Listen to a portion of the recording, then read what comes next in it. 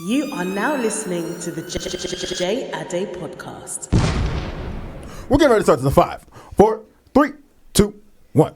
All right, ladies and gentlemen, welcome back to the J Ade podcast. It's your boy J Ade in the building. We are here for the season finale of season 2 of the J Ade podcast, specifically episode 10 of the second season of the podcast. I wanted to give a special thank you to everybody who's been showing me love thus far through season 1 and season 2. I wanted to give a special shout out also to the people that suggested guests for today's episode. I have chosen the people that I wanted to end out this season with, and they are here with me today. We have 2 ladies and we have 1 gentleman, aside from myself, of course. So one of the ladies is a newcomer and the other one is a veteran who you guys might have heard in season 1's episode, Can Money Buy Happiness? So we're going to have the ladies introduce themselves first, then we're going to have the gentlemen do so subsequently, and we're going to get right into today's topic. So ladies, what are your names? Where y'all from? Hi, I'm Yemi, Yemmers, Yemmers, you feel me? Okay. And I'm from PG County, Maryland. Hey, pretty girl county. Y'all know the vibe. Okay. Hi, I'm Teni. Okay. I'm also from Prince George's County. Okay. All right. What about you, homeboy? What's your name? Where you from? What's going on, y'all? My name is Emeka. I'm from PG County, Maryland, by way of Nigeria, Imo State to be exact. Igbo Queno. Igbo Get boy, me. Igbo Yes, boy. sir. Yeah, I've only had 2 Igbo people on this show thus far, and that's for a reason. You're people. about territory. But before we go any further today, ladies and gentlemen, make sure that y'all follow me on my social media at Joe the Great, JOETHEGR number 8, as well as my podcast page at j.ade.pod on the gram. That being said, y'all have any social media to shout out before we start? I didn't know if I wanted to do that. Yes, you can follow me, Teni, on Tenisphere. Okay, Tenisphere. It's like atmosphere, but with Teni. That's TENISPHERE for y'all slow-mos out there. Yep. All right, anybody else? I already shouted myself Okay, out. she said Yemmers on Yemmers. Insta, All right. YEMMERS. Okay, you can follow your- The follow. All right. Whoa. My bad, Shorty. My bad. He said, don't matter. I already followed you. Don't be You can follow your boy selfish, on IG at ECIALISIALLAA. All right. Cool. And like I already said in my social media, man, that's the most important out of all of us. But before we get into today's topic, actually, no, it's time to get into today's topic. I already told my followers on Instagram what today's topic was going to be about. And I feel like it's a topic that we discuss a lot as millennials. And I felt like this was a great way to end out season 2. I feel like season 2 was a very, very diverse season in terms of our subject matter. We talked about blackness. We talked about parental control in terms of corporal punishment, so we didn't really go into the relationship lane too much, but I felt like it was only right that we landed this plane on that controversial note. So that being said, today's episode is going to be on deal breakers. So we had the ladies introduce themselves first, and I'm going to present my first question to the gentlemen in the room, aside from yours truly. I'm going to ask you, homeboy, what do you define as a deal breaker? Great question. All right, let's hear it, A man. deal breaker to me, I Okay. feel like it's stuff that is that noise you would turn off to you. I feel like stuff that you can't compromise. Okay. I feel like that's basically what it means to me. So compromisable actions. Is that a word, compromisable? Uncompromisable. Yeah, basically. Got you. Basically. I'm usually the grammar guy, but I guess I'm tweaking it. All right. So, ladies, what do y'all think it is? What is a deal breaker to you? By definition, not examples yet. We're going to get into examples later. A deal breaker for me is something that a man does that just makes me not want to talk to him ever again. Okay. So, okay, that's fair. I describe a deal breaker as something someone does that there is no coming back from. Okay. So once they do it, they're cut. Okay. That's fair. Yeah, and I feel like, to me, I think a deal breaker is something that, either an action or, a habit or something like that somebody kind of embodies that you're just like, you know what, I can't really interact with anybody on that level anymore. So that being said, okay, so you guys gave me the definition of deal breakers, and I wanted to ask you guys, are deal breakers mendable? Can you fix them in terms of, okay, so you notice something is a deal breaker.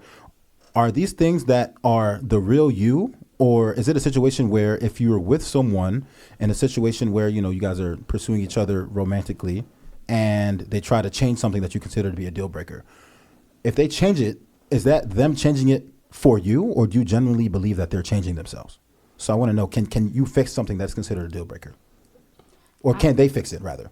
I would not even entertain anyone who I know had a deal breaker already and said that they were going to change it for me, because men lie all the time, so I'm not even going to entertain that. So if a guy said, something that you consider to be a deal breaker, okay, I'm going to fix it, you wouldn't believe him because you believe that that's the real him. That's kind of the question that I'm asking right now. Yeah. Okay. And what do y'all think? I feel like it is mendable just for the fact that not everybody knows what they do is wrong. They probably weren't taught the right way. So in certain situations, like it's forgivable. It's only if you communicate it. Like, I feel like a lot of people put things under the rug and not like try to like explain themselves or explain how they feel early and just let stuff like roll by, or like they'll just like people red flag and not say nothing and just go ghost. I feel like if you do have some type of like for the person, if you want to see something with that person, I feel like you should like say something, and express yourself, voice your I definitely concern. feel like that's a slippery slope in terms of allowing things to slide in the name of watching someone grow.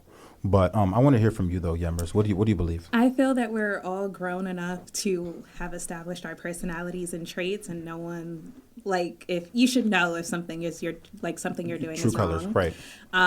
If someone said that they would change something because of me, I just wouldn't feel like it was genuine. Okay. Unless we've been talking for a long time, and the deal breaker didn't show up until maybe like a year in. I'm like, damn, like I would probably try to work with them. Just because of the time committed at that point. Yeah, but like if it's from the jump, there are so many other people I can talk to, so why would I have to change you? All right, and to that point, ladies and gentlemen, I just kind of wanted to get some general answers from y'all before we get into the nitty gritty. We're going to get into some specific examples of deal breakers today, ladies and gentlemen. So my first one, we're going to start out with that heat. So in terms of religion, what would y'all consider to be deal breakers in that facility? So I know for a lot of people, especially for, African people, the two most prominent religions are Christianity and Islam, right? So in a situation like that, how would you guys approach that? Would you guys consider a difference in religion to be a deal breaker? Yes, I could say yes. Why? For me personally, just for the fact that I come from a household full of prayer warriors, and Okay. I know my mom is not really for that. I've been trying to. So it's about your mom. It's not really about you. I always thought about that question just for the fact that I want to be my own person, but Right. my mom has never led me anywhere wrong. I've Right. definitely seen a lot that she told me, and everything she told me verbatim that happened. Okay. So I do value her opinion, but at the same time, it's like I feel like if you guys aren't really there, like if you love the person, you can compromise, but Okay. you loving that person is not, it's not only you loving that person, like, especially it's just like your whole family like is involved now, like whoever Right. you love is involved now. So like Right. everybody's opinion matters in a sense. Right. So like it is kind of tough, just depending if you like the person enough, you want to like, go through that trouble and that headache that you can possibly get from that, that really religious side of your family, or whoever. Okay, so for you, it sounds like your decision to make religion a deal breaker is more so about the family aspect of things. I'm as very opposed family to- oriented, so yeah, it is based So on it's family. not necessarily a matter of it clashing with your actual beliefs. This is Yeah. a matter of your family's opinion on it. Everybody, yeah. So, I'd rather I'm the holistic type thing. to make everybody happy, you feel me? So I'd rather like, everyone is, I think that's a very dangerous mindset to have, it is. especially when looking It for can a be bad, companion. but it's something I've been thinking about, and it's tough, but like, it's maybe my opinion will change over time just Okay. for the fact like if I find that, But it's what you're thinking right now. That's what I'm thinking right now. Got you. And that's fair. I respect it. All right, ladies, what y'all think? Is religion a deal breaker? Difference in religion? I feel like if we're both worshiping and praying to the same God, I feel like that's okay. So Christians and Muslims, like I identify myself as a Christian. Okay. If I was dating a Muslim, that would be fine to me, but I can't date someone who's atheist or Okay. anything like that. Like I need you to have that belief in God. Also, like our parents, our mom is Christian and our dad is Muslim, so Okay. they still got married and Yeah. fell in love. Okay. So. Okay. Thoughts? So it's, I got some thoughts on this after you it's share not your a deal breaker for Okay. me, just because my own spirituality has fluxed. Okay. I've gone through being a super duper Christian at every event ever to Right. not going to church. I currently don't go to church now, so like that's my whole thing. But I'm still a very spiritual person, so I cannot, like, my journey is still happening. Right.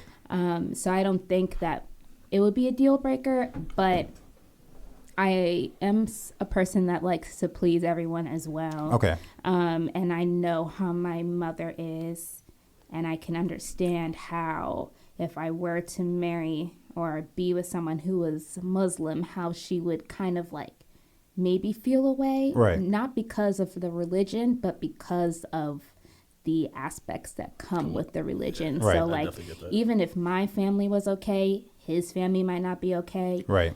They might be totally fine when we're dating, and then when we're married, he's like, okay, so my dad wants you to convert to Islam. Right. And I'm going to be like, no. Excellent. That was my next point, actually. So in terms of that, right? So let's say you're in a situation where you guys are in different religions. I know that you stated, though, Teni, that for you, it's a matter of, I'm not really too deep into it to really judge somebody else for not being fully invested in what I'm invested in, because I'm not truly, my foot is not really invested in something myself, right? So to that point, right? So let's say, you did identify as Christian, right? And you meet a Buddhist, right?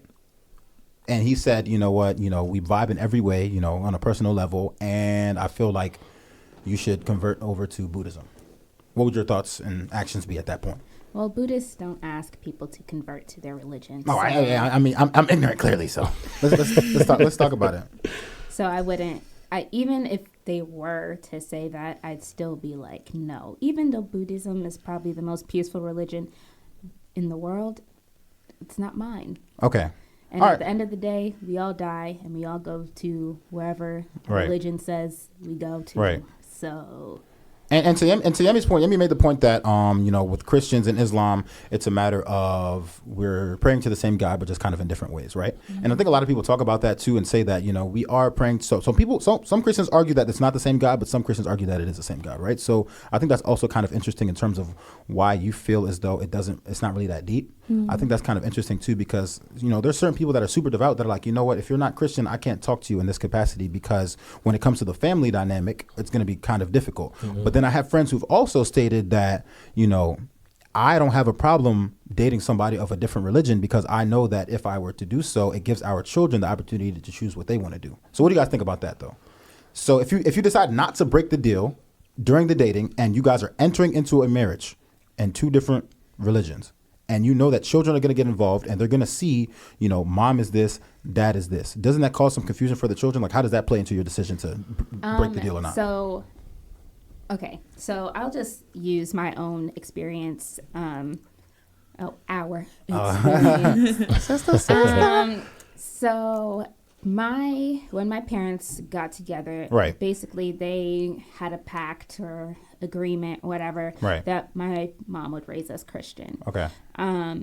But around probably like my ninth or 10th grade, okay, I was in the Christian bookstore and I found a book that broke down the three monotheistic religions, which are Christianity, Islam, and Judaism. Yeah. So it broke them down, what they believe in. It basically said that they were all the same. They all worship the same God. Right. Just broke everything down. And it was a Christian book, but it was a Christian book that really just showed you everything. Okay. And from that, I told my dad, I was like, I'm actually interested in Islam from a more academic way than a religious way. And then he told me that one of his regrets was that he wished that he was able to raise us Muslim.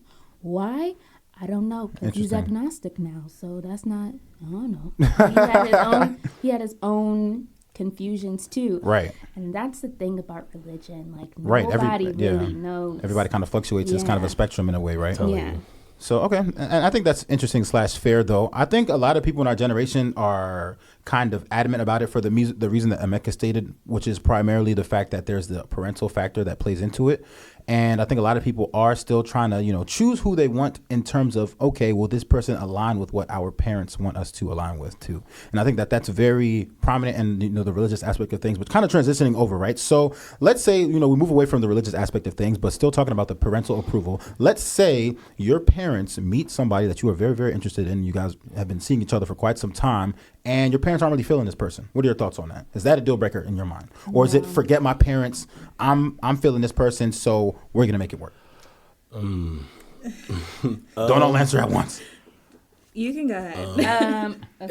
I think it, wow. It can be a deal breaker, like I said, depending on if you're willing to take the headache from your parents. Right. If you're not that type of person that don't like confrontation, like me personally, I don't like confrontation. Okay.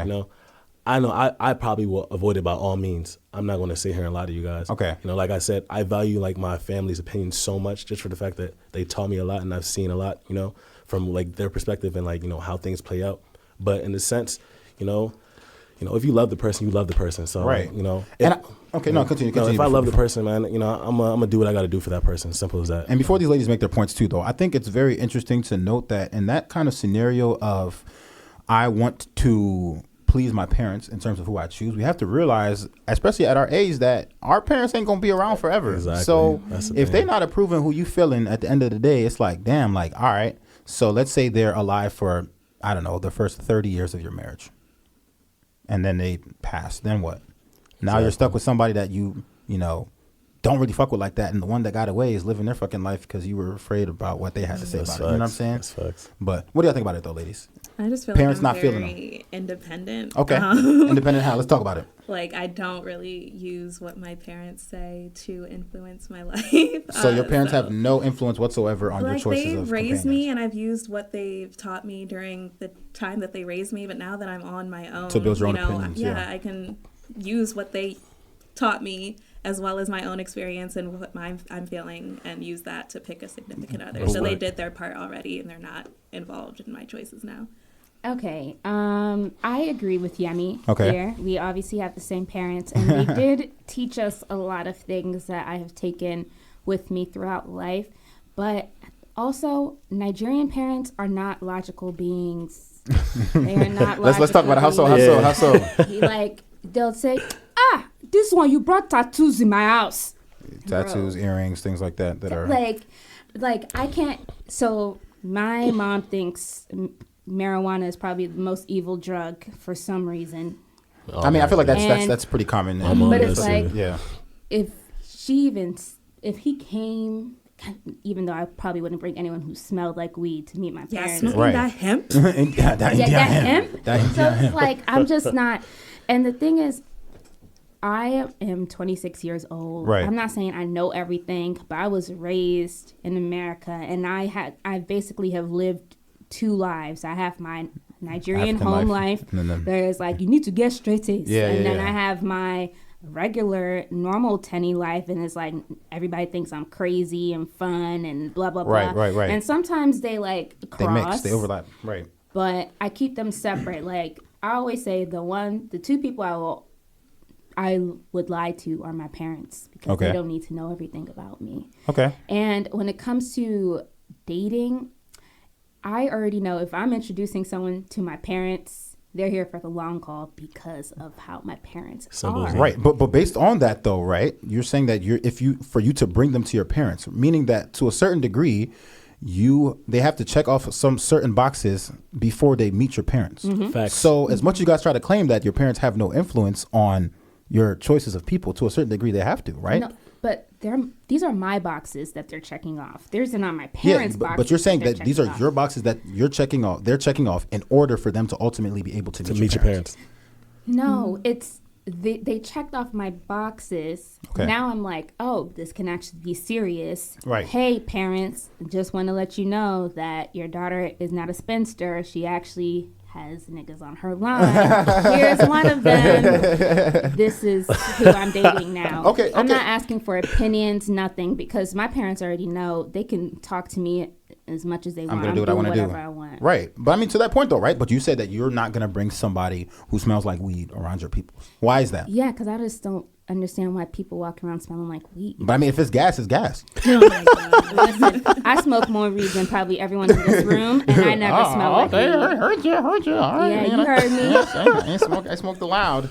No, okay. So, and to that point, though, I think that it's very interesting to see like the parental influence. As much as people don't try to admit it, I think, though, I mean, I do respect your point, though, Teni, but I do think to a certain degree, people kind of underestimate the subtle influence that their parents' opinions have on the people that they choose. Even in terms of like, let's say occupations, for example. Let's talk about that. We're going to segue into that. That was one of my points too, right? So occupation, right? So in terms of your parents supporting the person that you date, right? So let's say this is as a guy, this is a girl. So we're gonna hear your point and make it first, and we're gonna talk to the ladies about it. So let's say it's a situation where the lady has an OnlyFans account, right? And that's how she makes her bread. And for those out there listening, ladies and gentlemen, OnlyFans is pretty much like this like webcam app where like people like buy like nudes and like naked videos of people or whatever. So yeah, that's like the new social media wave, and like apparently people are like making hella bread off it now. So like pretty much like I guess like social media porn of sorts.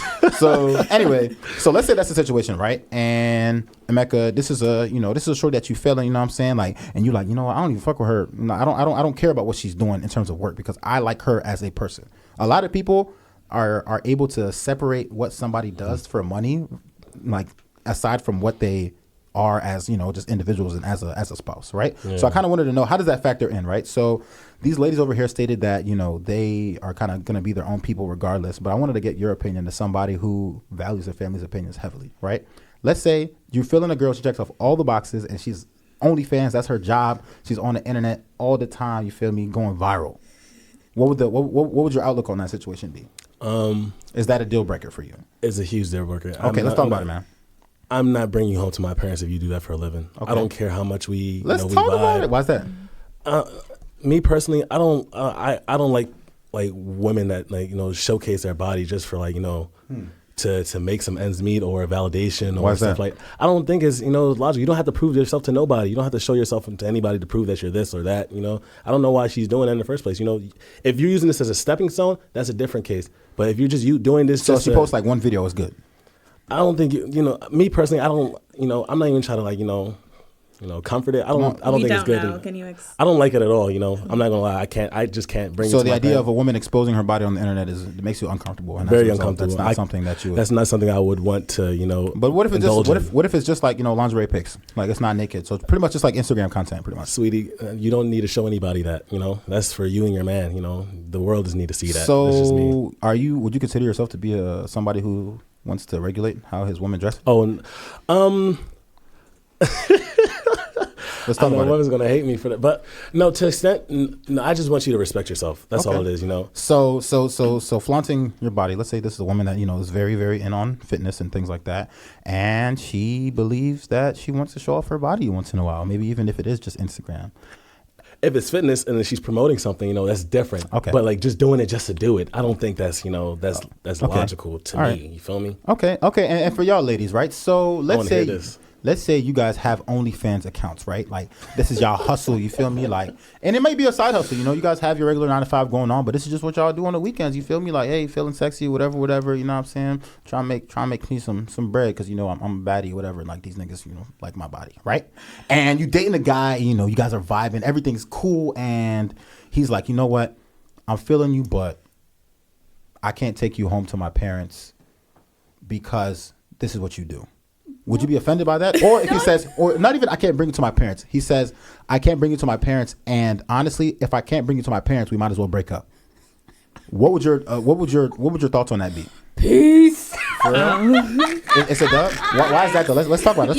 First of all, nigga, you knew I was showing my titties and my ass on the internet. You knew that when you first started talking to me, and you thought I was just gonna be a cheap, easy fuck because she has her titties out everywhere. Mm-hmm. No, now you started vibing. Now you started thinking I was cool, but suddenly it's now, damn, like I actually really like you now. So I guess you gotta delete your OnlyFans account, nigga. Right. What? Yeah, he's missing it. Like the thing is, OnlyFans is basically a metaphor. If there is something that you see someone doing and you still pursue them romantically, right, and then you actually like them and they like you, and then you're like, yeah, but you got to stop doing this now so we can get serious.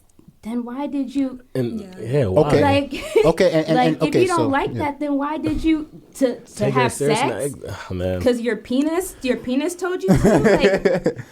But I mean, hey, there are people that are genuinely into those liberated types of people, though. So I mean, there are people that's their type. But at the end of the day, though, there are people that's their type, but they don't want you to be too liberated. You know what I'm saying? It's kind of your point, right? Of like, they want you to be a freak, but you like pretty much like what Emeka said. I want you to be a freak. Like for me, you know what I'm saying? So what do you think about that, Yemi? So to piggyback off what she said, if it's something that I've already been doing, I've been doing it, I'm not changing it because you asked me to. Exactly. If we're already together and I start doing something and you're not a fan of it, then, we'll discuss, make a compromise. If you want to start paying me so I can get my side hustle somewhere else, like point me in another direction, then great. But yeah. All right, but what if it's a situation where it started out like after you guys entered the relationship? So before you weren't doing the OnlyFans thing, and halfway through you're just like, damn, like low key, like I'm liking how I'm built, and like, you know, niggas is really making bread off this on Instagram now, or like on Twitter. And he says, all right, at that point it's a dub. Because your point, Teni, was initially was you knew what it was when you signed up. And as a result of that, if you want to dub it, then that's on you, like, forget you. But if it's a situation where you're adding in a new variable into the relationship, is he justified for breaking up with you at that point? Well, personally, for me, if we were together and I was thinking about making OnlyFans, I'm definitely going to ask you if I should make an OnlyFans. And if he says no, what happens? Then I'm not making it. Why? Because Love this it. is someone that I actually care about. Right. And if I value their opinion enough and they're like, nah, I don't see how it's really gonna work for you. And I'm like, you know what? You're probably right. What his reasons may be, if he's lying, that's his own business. But if I were to make OnlyFans, it'd be anonymous anyway. I'm not posting it on Twitter. People who do that are weird, in my opinion. Yeah. Big time. Are bold, if Promote anything. it. Okay. What were you going to say? I was just saying you got to promote it somehow. Nah. Promote it on the burner. You need to text No face, no case. I'm telling you. a group message full of niggas, just the link, and be like, hey, y'all see this bitch? Her ass is fat. And she's wearing a mask the whole time. Right. And then, because you tell a group of niggas someone's ass is fat, they're clicking that link. It might be spam. And be like, yeah. That's a fact though. Okay, and to that point though, right. so and your point was, if your man asks you to hold off on it, if you guys were within a relationship, and you ask him specifically, so you're pretty much asking him for permission to do this. And it's not permission because for his I don't opinion. ask. Yes, it's for his opinion. Okay. So there's only a core group of people who I actually ask for their opinion before I do anything. Okay. My siblings, Osa, because she's rude, That giggles. and whoever I'm dating. Okay. So if I've asked my siblings, like when I cut my hair off, I asked my siblings, I asked Osa, and I asked the guy I was seeing. Okay. And all three of them, well, all four of them were like, yeah, you should cut your hair. And I was like, okay, I'm gonna cut my hair. Yeah, I respect that. If I tell my siblings, yeah, I'm about to make an OnlyFans, and my sister's like, hey, and my brother's like, oh, okay. And I'm gonna be like, oh, okay. Then I'm gonna ask Osa, and Osa's like, hey, and I'm gonna be like, hey, that's two. Right. And then I ask the guy I'm dating, he's like, come on, Teni. Then at that point it's a dub. Yeah. So everybody has to be on the same I like page. that. Because the thing is, there's people who actually care about you. Right. And actually want to see good for you.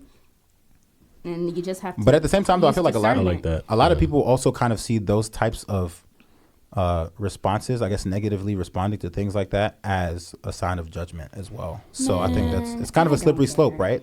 Sometimes, because like I think it's easy for you to say, okay, I value your opinion, but at the same time, it's kind of like, oh, like why can't I do this? Like, you know, especially now in 2019, I feel like people find a reason to try to say that, oh, you're coming at me like, oh, do you think you're better than me? The fact that I asked to do this and you're saying no, you know what I mean? So I feel like that's also kind of a slippery slope too. Yeah, I mean, that's why you have to have the core group.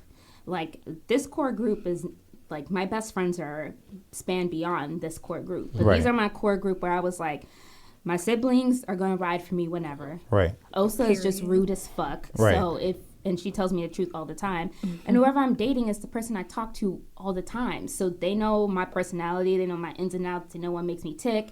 They know everything that's wrong. So if within that, and I know if you're in that core group, you're not judging me. Okay. Now, outside friends, they might judge me Right. outside of that core group. Right. But that's not my But business. you don't care about that because you don't value If their my opinions core anyway. group says yes, then anyone outside of that is just extra. Okay, so and to transition out of that, right? So let's say, you know, for some whatever reason, right? You and this question is directed to everybody. You know, I want Teni to answer first, but so let's say it's a situation where you do ask your core group and your significant other says that, you know what, I don't think you should do this, but you decide to do so anyway, and he considers this to be a selfish act because it reflects poorly on himself. At that point, does that affect how you guys proceed in terms of the relationship? So let's say he's like, you know what, that's so selfish of you. I told you I didn't want you to do this, although, you know, your siblings stated that you should and your friends stated that you should, but I said you shouldn't, and you still did anyway. That's selfish of you. At that point, how does that play out in terms of moving forward, right? Do you see this as like, okay, this guy doesn't value my sense of freedom of choice, or how do you move in terms of that? If he considers me to be selfish after that, then that's his own business. Every human being should be selfish. Okay.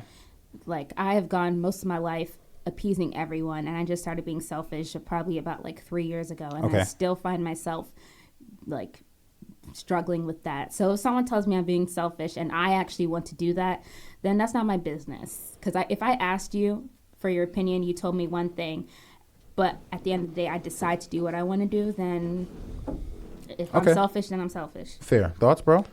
In that situation, it's like, I do feel what you're saying about how like we're going to feel some type of way, like it will look bad on us and all that. I feel like, when you're with somebody, you guys are a reflection of each other. Exactly. Right, So right. like, the only reason why I'm telling you not to is because I respect you and I really value you and I don't want you to be looking dumb out here. I'm not saying at people that do, I'm not knocking their hustle off. You do that, it's your thing. I'm talking about like people who really care and really want you to do stuff and want you to look like I'm not gonna say good, but like want you to be respectful in like in the public eye. I know we care as Africans. We care about appearance a lot. Right. We care about perception, how people feel about us. And I feel like in a situation like that, you're gonna look really bad. So as my girl, I just rather I'm gonna try to put you in position to look good. Always. We're not always gonna agree on everything, but like in this situation, I just feel like you just gotta hear me out on this. All right, I got you. It's really like a case by case. I have to hear the reasoning. It has to be a specific thing. Reason. If you're like, if it's just because it's gonna make you feel right, like hurt your ego or something, then I'm not rocking. But if you're genuinely saying it because like you want me to respect myself and like respect our relationship, exactly. so. Okay, and to that point though, so we segued off of the selfishness. We're gonna stop talking about OnlyFans, but I think that's very interesting, kind of what you guys shared about that. But because I think it's interesting, a lot of people, especially now in 2019, people are preaching a lot about this whole liberation aspect, especially in reference to relationships. But I kind of wanted to take a turn and still talking about selfishness specifically. But I think that something that's very, very prominent now is our generation's ability to discuss mental health, right? So I've heard situations where people believe that it is selfish to use someone's mental health situation. So as somebody with mental health issues, people believe that the person with the mental health issues is selfish for using that mental health issues as a way to keep someone else around. For sure. What are your thoughts on that? So I know some people say that, okay, as soon as I find out you have anxiety or that you are depressed, that the deal is broken. And some people are saying that it is selfish of the person with the disorder to try to convince you to stay with them. I want to hear you guys' thought on that. So I've struggled with mental health like for many years now. Okay. I personally will not use one person as a crutch to try to help me with that. And I don't think that's fair to do to anybody. I don't care if they're your sibling, your significant other. Like, you have to find happiness by other means, or just a way to cope outside of just going to the same person over and over. Right. And also, like, there are some people who will be like, oh yeah, if you leave me, I'm going to kill myself. That is so bizarre. I've heard a situation like that before. Say definitely. that, and some people say that and they don't mean it. They're just using it as to a way to take advantage of the other person. That's ridiculous. Shit's lame. But is it fair for so let's say you're having a genuine conversation, and somebody does decide to see a professional, and the professional kind of tells them like, hey, like, you are clinically depressed, and they say, you know what, I'm not trying to deal with anybody that's depressed. It's over. Are they justified for saying that at that point? They're not wrong. That's their opinion. If they don't want to deal with it, they don't want to deal with that. You feel me? Like I said before, it all deals with how you mess with the person. Simple as that. If you really want to see that person through and see them get better, then you're going to stick it out. If you don't want that headache, then I feel like you should just leave that person and let that person be. It probably will add to their depression, but like you said, they're seeing a professional. So hopefully that professional helps them get over it. But by staying with them, right? So they're seeing the professional, but to a certain degree, you've become a co-therapist.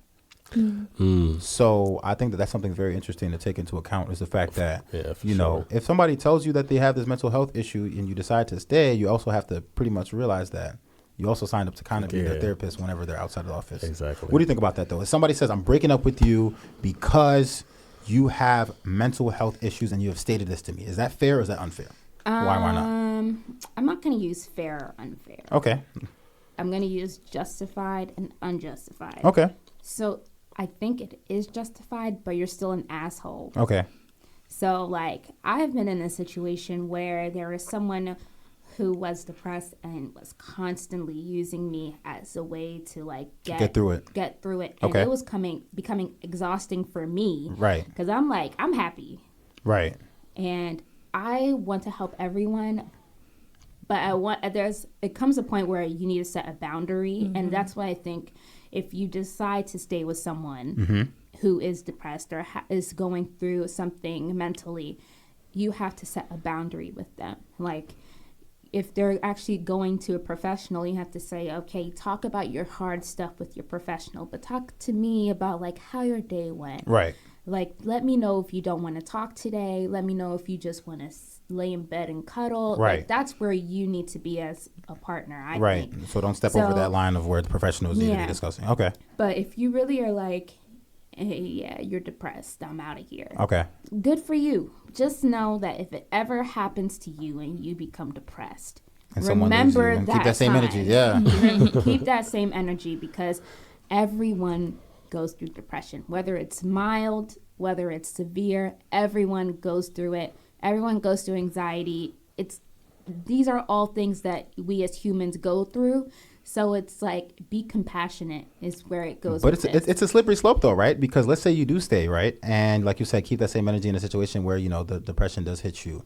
It's also a matter of like, okay, if I keep staying with people who are revealing, I mean, obviously, like you said, everybody gets depressed, and obviously there's going to be levels to it. But if you continuously meet people that have various things, so let's say depression or anxiety, or I don't even know, like bipolar disorder, for example, like something as extreme as that, like at that point, are you still a bad person for deciding like, I'm not trying to deal with this? You know what I'm saying? Like, I understand your point of, you know, everybody deals with mental health issues to a certain capacity, but at what point do you draw the line in terms of like, I'm not trying to deal with this? I mean, everyone has to have a boundary for themselves. Okay. But if you're just like, hey, you're depressed, I'm out, like, you're not being compassionate, because that's someone that you actually decided to date long term. That's not just someone you're having sex with. Right. So it's like, if like your sister was depressed, right, and her boyfriend was like, damn, shawty, I'm out, you would feel like, some type of way, right? Like, damn, like this nigga's like, this is your girl. What happened? Yeah, exactly.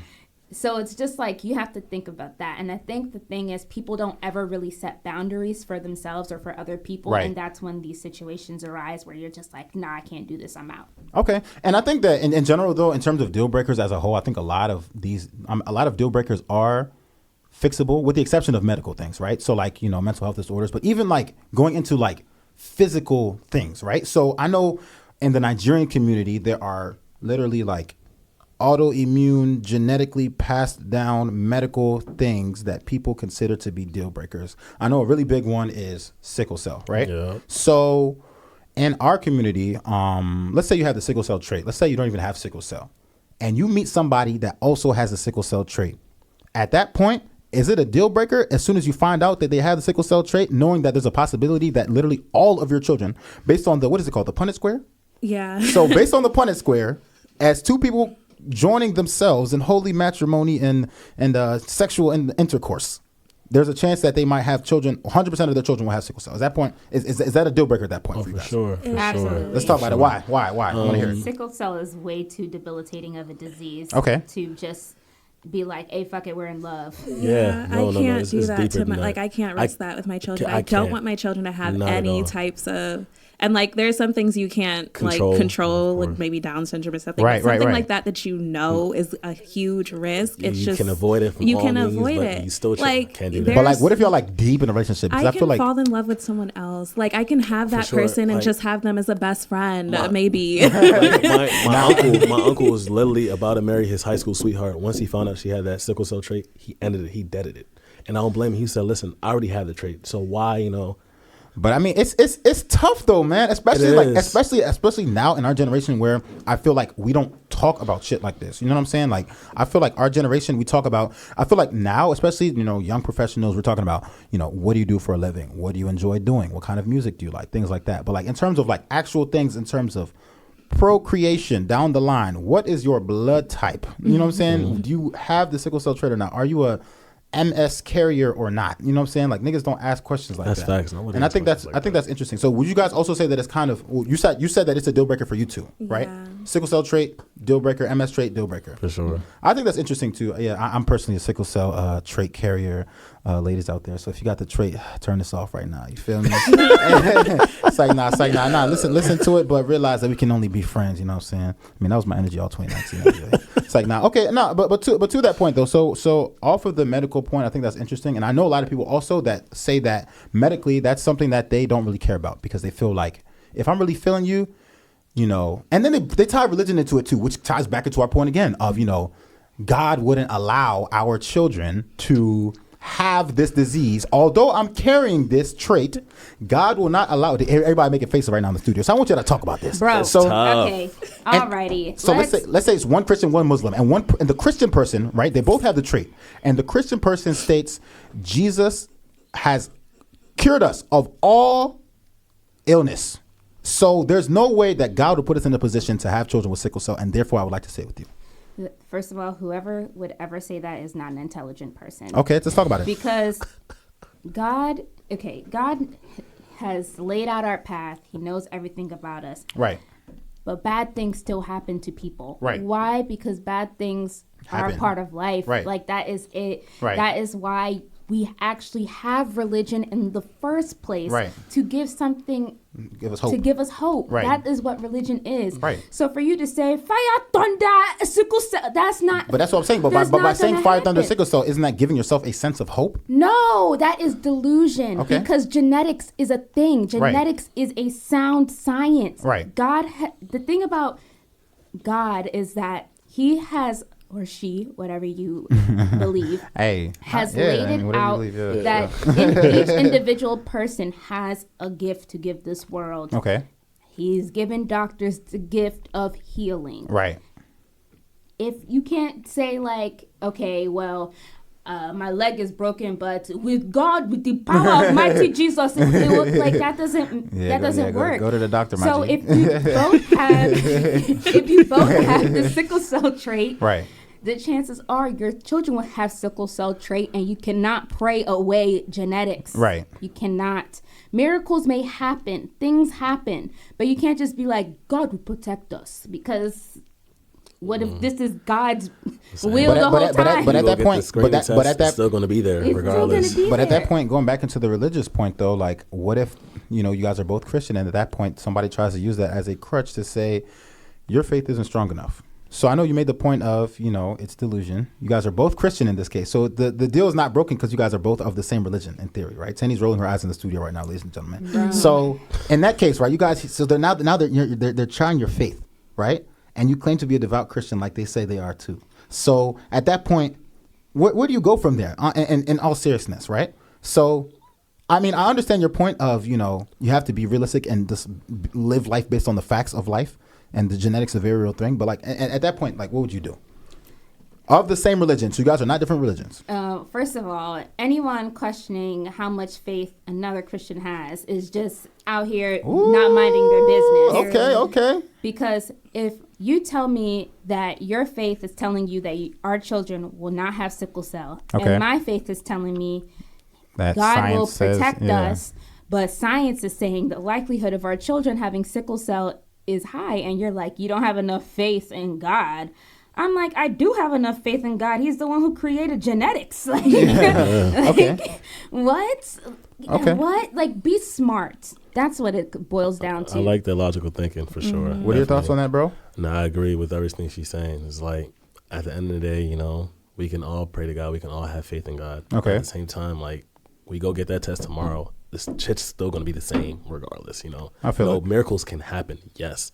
But in all actuality, bad things happen for a reason. They be like, bro, if life was perfect, you think, she'll be happening how it is now? No, bro.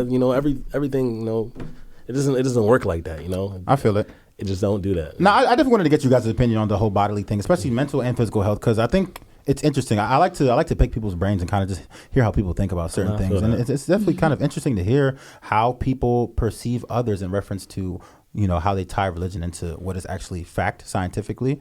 But so just to make a complete transition from that, though, I kind of wanted to talk about, so we talked about, I guess, your person, right? So your mental and your physical as just you individually. But I wanted to talk a little bit more about your interactions with other people. I think that a lot of people see interactions with other people as another way to kind of, think of breaking the deal, right? Mm-hmm. So specifically, especially in the DMV, I feel like we have different types of people. We have people that are super, super social. So like me, for example, like I'm a really, really social person. People see me, whatever. But 2020, I'm a homebody with it. Mm-hmm. But for now, that's who I am, man. Shout out Legos coming up, man. We about to get lit. But so to that point, right? So there's different types of people, and I wanted to know, does there come a point where someone is, super, super social, so like me, for example, like I'm a really, really social person. People see me, whatever. But 2020, I'm a homebody with it. But for now, that's who I am, man. Shout out Legos coming up, man. We about to get lit. But so to that point, right? So there's different types of people, and I wanted to know, too social versus like too introverted, and how does that kind of play into the idea of breaking deals, right?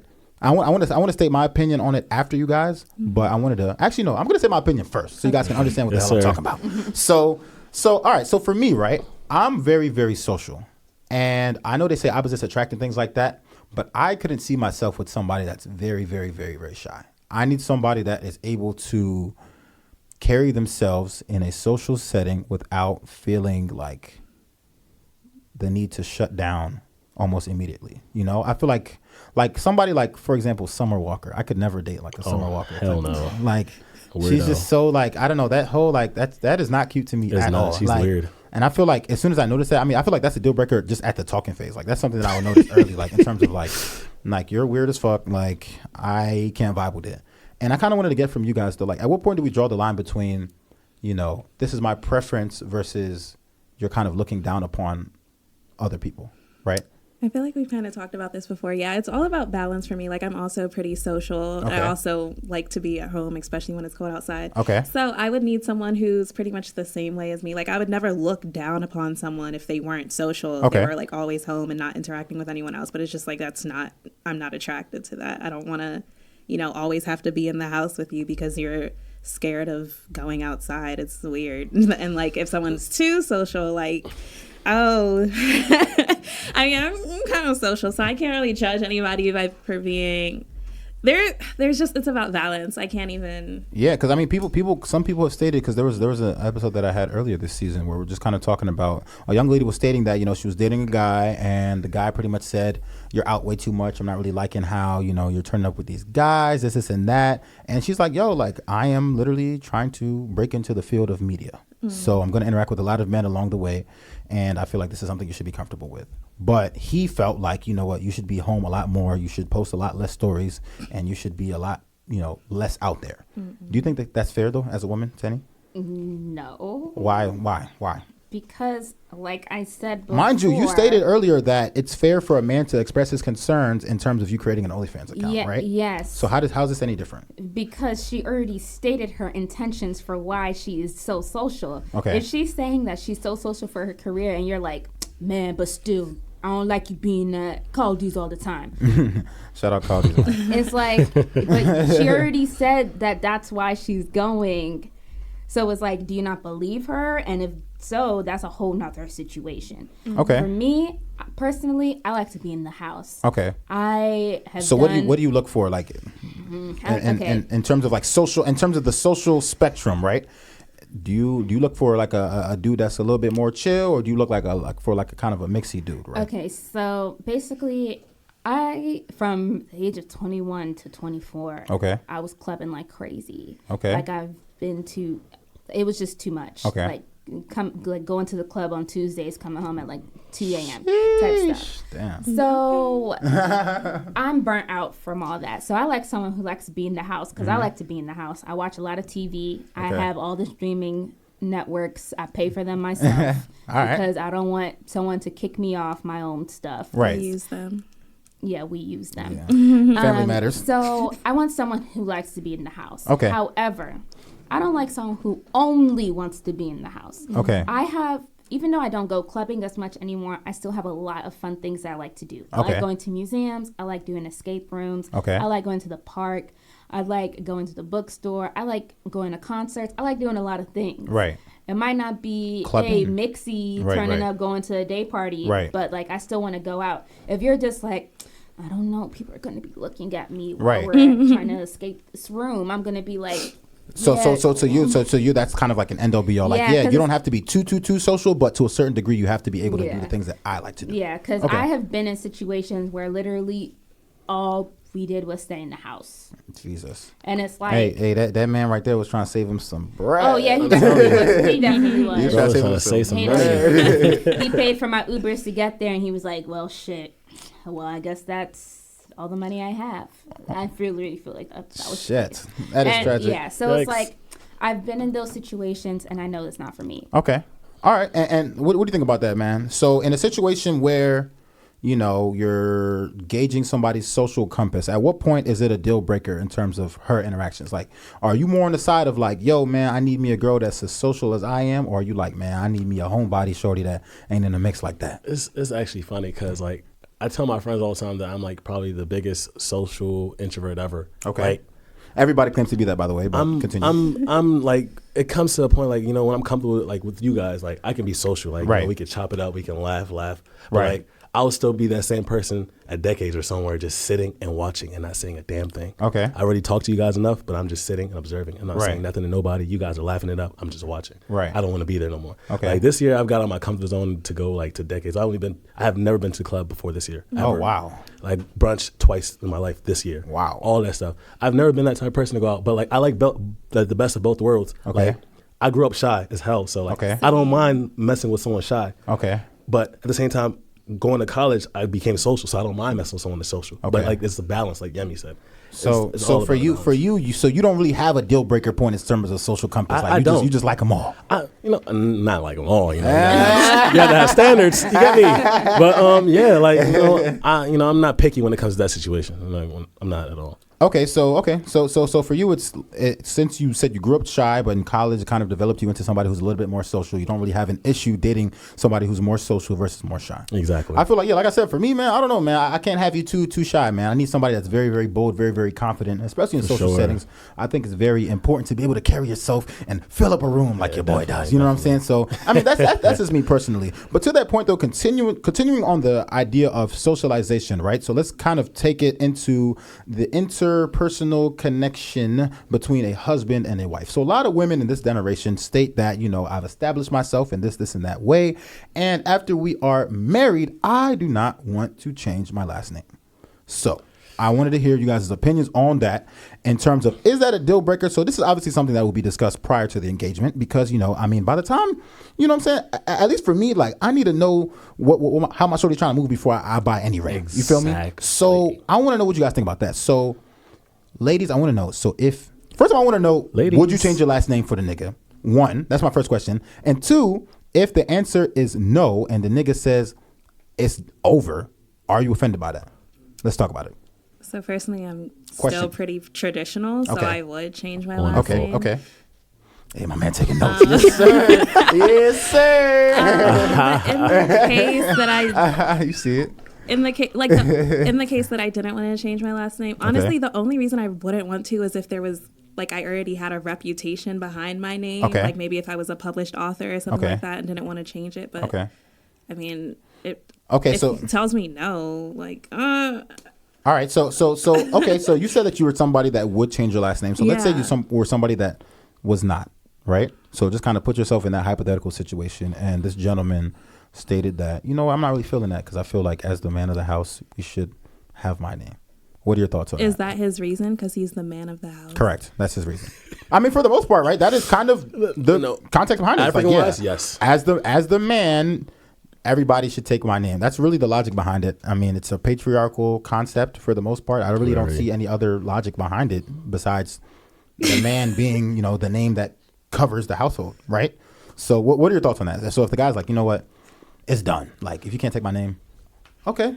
Let's see what you got to say about that, Teni. So she pointed to her. She said, so clearly that's her opinion on it. So that's it. Okay, so I go back and forth with this a lot. Let's talk about it.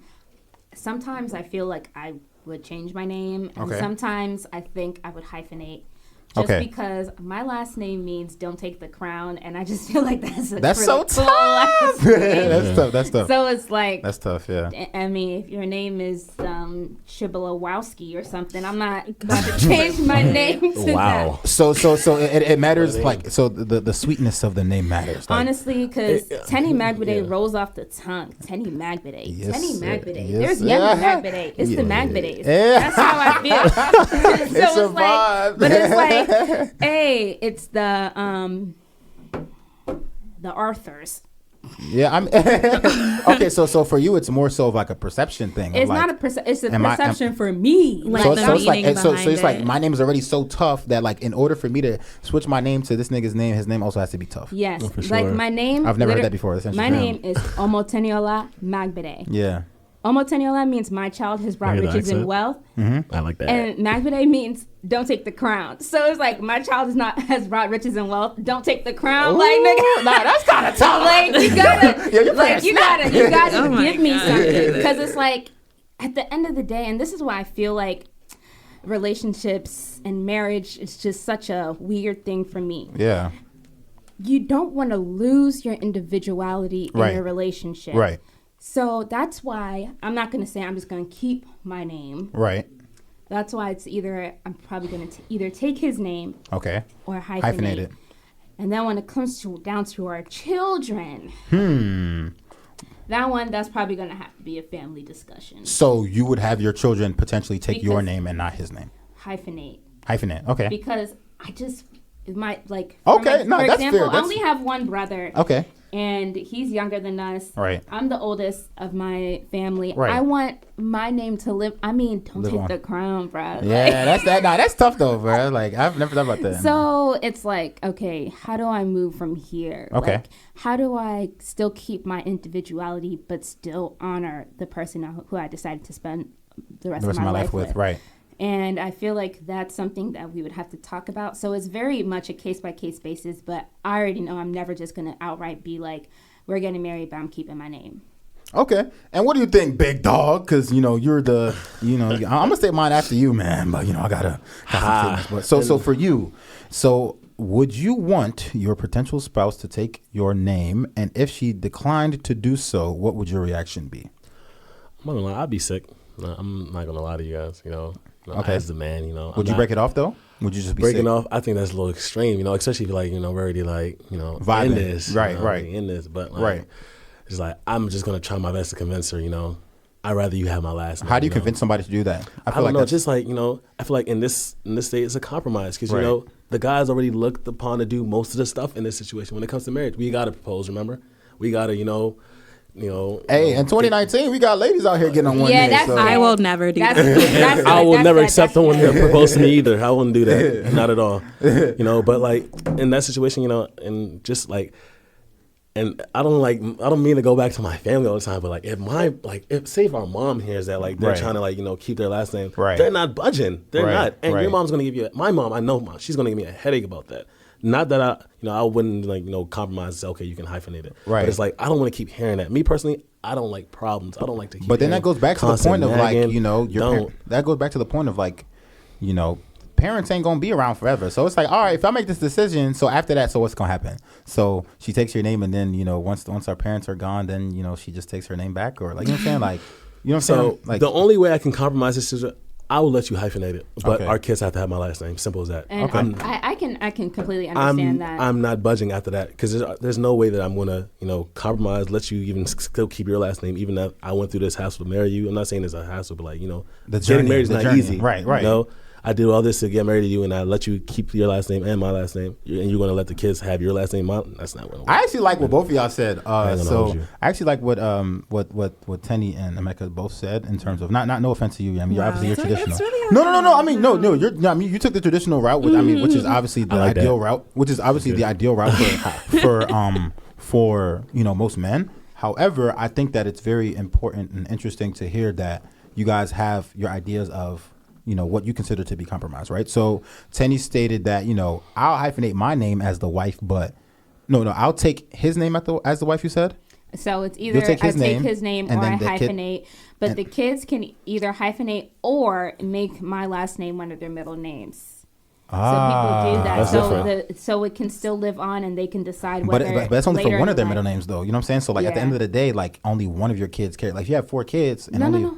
Definitely. So it would be their first name, because Africans have very long names. Right. So it'd be their first name, their middle name, then Magbede, and then their last name. So that Magbede would be their second middle name. So Would that on be official yeah. official documents, it will be there. Okay. But it's not they'll have to people would be hey Magbede. Okay, I got you. Okay, and Emeka's point was that he would want his wife to hyphenate at the very least, but then have all the kids take the name. Yeah. Okay, I think that's fair. So but it seems like for all three of you, like it's not really a deal breaker if somebody declines to do so. It's just a matter of like willing to compromise. Yeah, I feel like it's petty, you know. Like we're not in 1950 no more, man. We're in 2019. Like that African mindset or that mindset in general is just like so played out now. You know, compromising will get you far in this life, man. I'm telling you. I dealt with the girl a couple of years ago that pretty much said,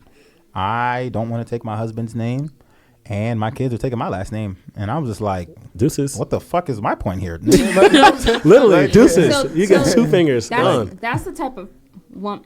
Gosh, okay. That's the type of woman who basically just wants to have children. Right. She doesn't want the husband. Basically. That's what it sounds just like that. That's totally fine. Just find someone rich, preferably, who can give you how many kids you want. Right. And just be about his business. Or maybe multiple rich men, whatever you want.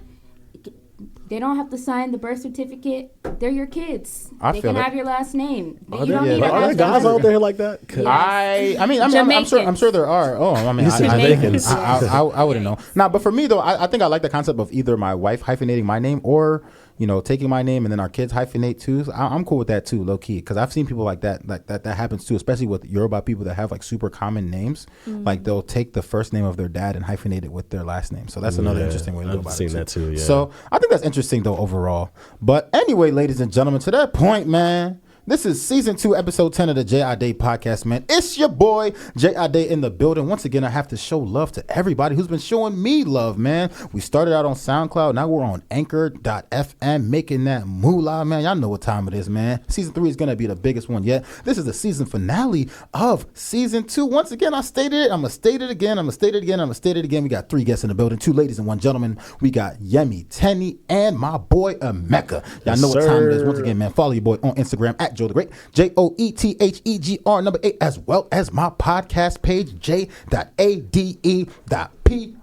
If y'all want to shout yourselves out one more time for social media, I can do that because it's the finale, man.